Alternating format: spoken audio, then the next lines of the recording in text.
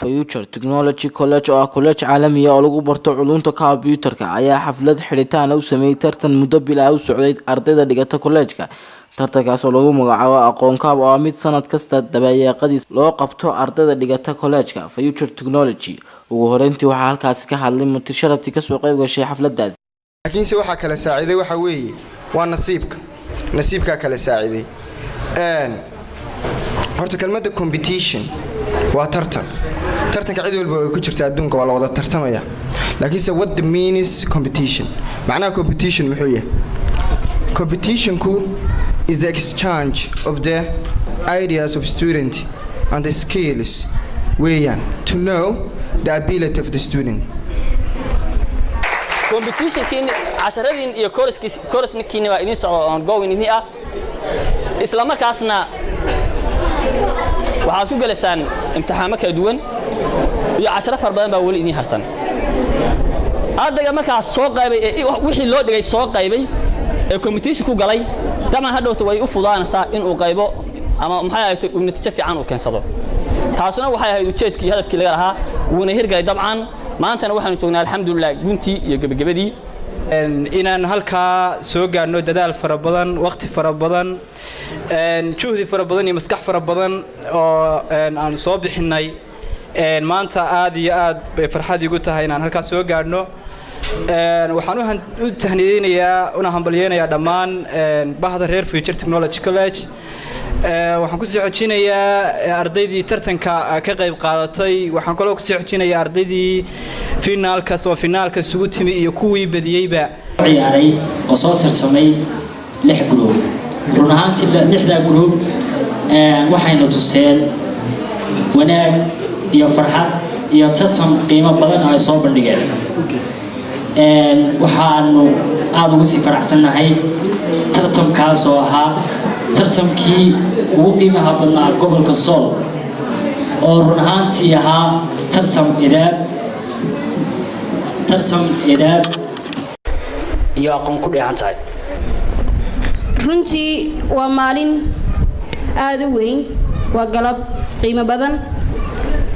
waxa halkan ku baratamay oo aynu arkayno duurkii oo aynu soo dhaldhoolnay si aynu uga qayb galno tartankooda laba kooxood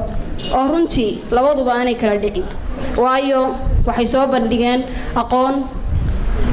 iyo xishmad iyo tixgelintaba waxaa kaloo iyaguna hadlay labadii group ee tartanka ugu sareeyay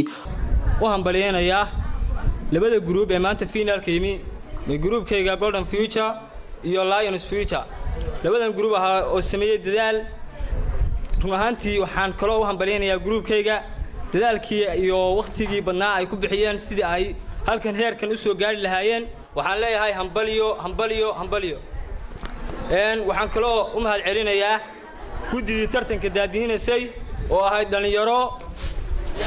tartanka noo daadihinaysay muddadii dheerayd oo ahaa dhalinyaro karti iyo aqoon iyo daacadnimo ay ka muuqatay calinkeyga xaqatan ahaa qof naga saaray maanta meeshan taaganahayna na keenay xaqatan waxaan aad ugu faraxsanahay inaan maanta joogo meel halkana maan joogi jirin dhamaanteena ma ayna joogin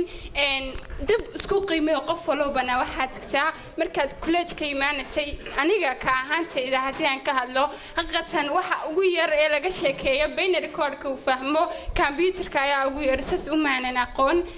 heer Future Technology College معهد برشادة علوم تكنولوجيا دقالها يفقار كهذا FTC College أرددي يستلمان وأنا هبلينا يا جودهان وحنا هبلينا يا أرددي